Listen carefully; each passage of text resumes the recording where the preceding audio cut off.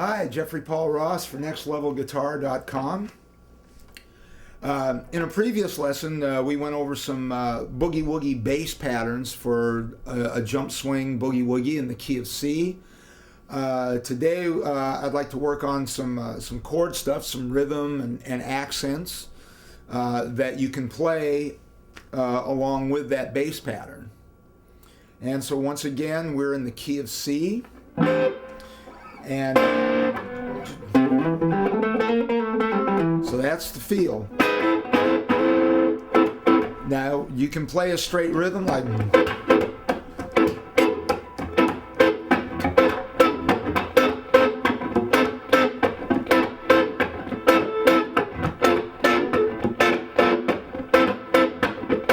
you do shots.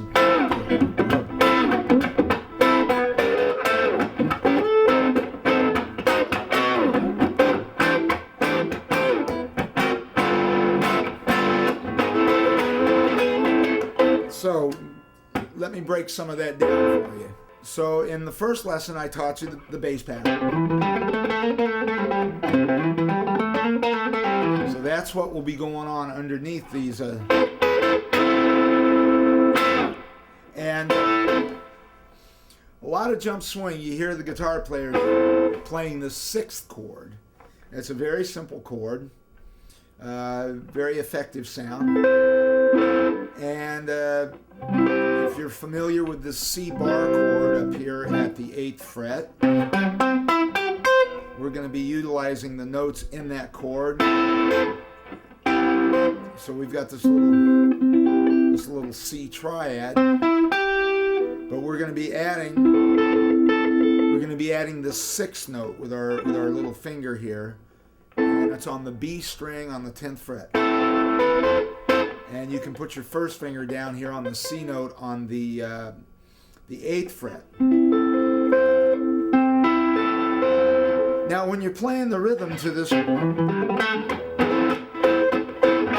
so you can do like a little half-step dip and slide it back up. Same thing there.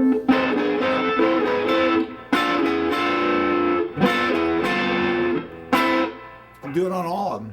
When it goes to the second change, the F, and once again I'd like to reiterate that this is just a standard 12-bar blues progression using the 1-4-5 chords, which would be C, F, and G as the basic chords. We're not going to play, it would sound stupid though if you just played C, F, and G, so we're going to use various voicing. So, the first one is the 6th chord. Now when it goes to the F,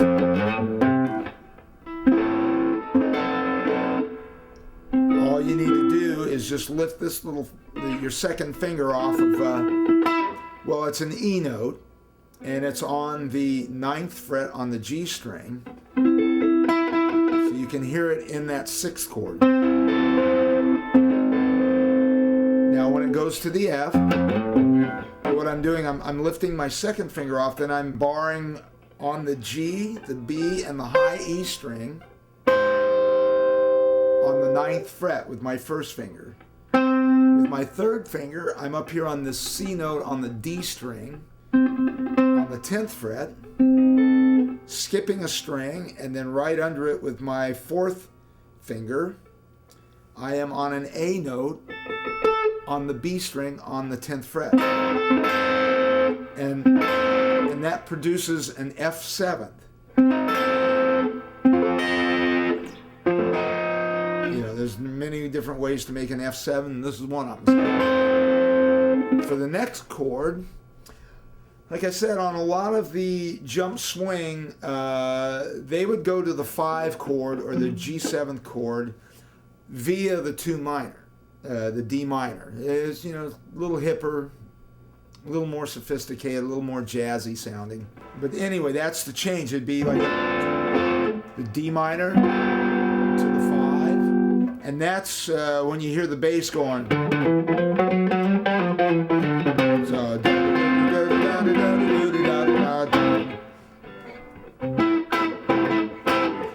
now there's another thing you can do. You can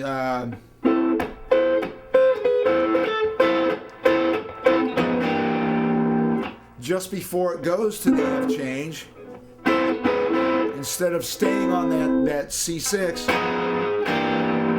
you can do like a little dip into like a C9, and that kind of sets up the 4-chord change. It's like in one of my lessons we talked about country rhythm,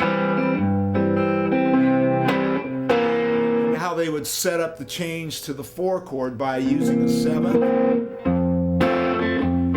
Same thing. See, that sets up your, oh, something's coming. And then you can go to the 4-chord. And see, there's all kinds of variations. Now see, from there, the 2-5, I went to the D minor. And then I call that a Hank Garland chord, because he used that on Jingle Bell Rock and a couple other things in Nashville. Great jazz player. And that chord is the same one as the very first chord that we started out with down here. But rather than starting here at the 5th fret, we're just going to move that whole chord, and we're starting up here at the 12th fret.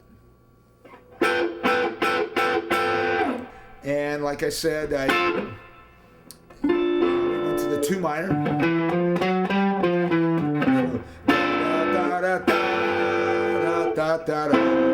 Now here's another trick you can do. I showed you that 9th chord. You can also do this. You can take that same C6 chord and go down chromatically, or not. You can skip the middle one before you go to the F. So like.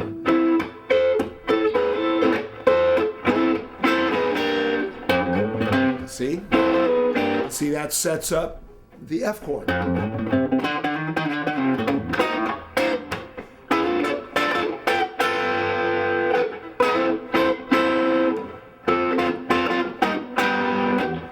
And there's another device you can use. You can do that, the D minor 7,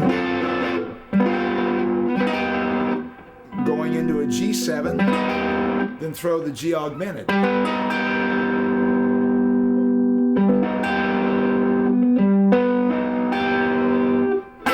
And then that will set it up to go back to the 1 chord. So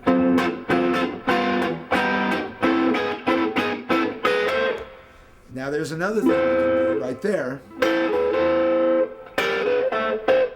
Now see, that's also, for some of you that know a little bit about theory, you'll know that a C6 is also an A minor. Well, that's an A minor little triad, but you can also use that as a C6. And the same thing that you did here to set up the 4 chord, you can do something like this. You can go higher. So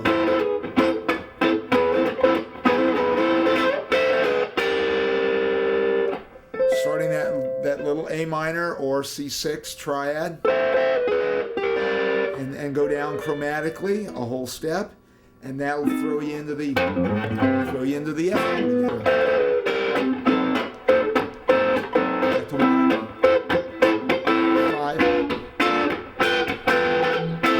5. Okay, here's variations, little rhythm accents, and using different passing chords. 1, 2, 1, 2, 3, 4.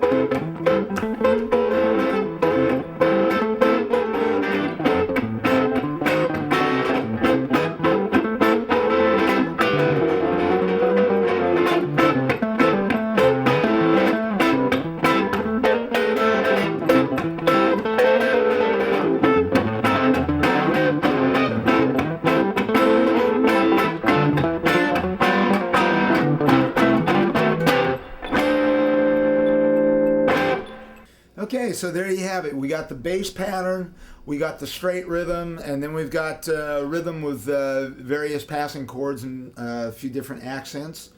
And next lesson we'll go over some lead solo stuff that you can also add to it. So once again, this has been Jeffrey Paul Ross for nextlevelguitar.com, reminding you that we do have over 850 examples of different types of lessons for beginners, advanced, and intermediate. So we'll see you next time.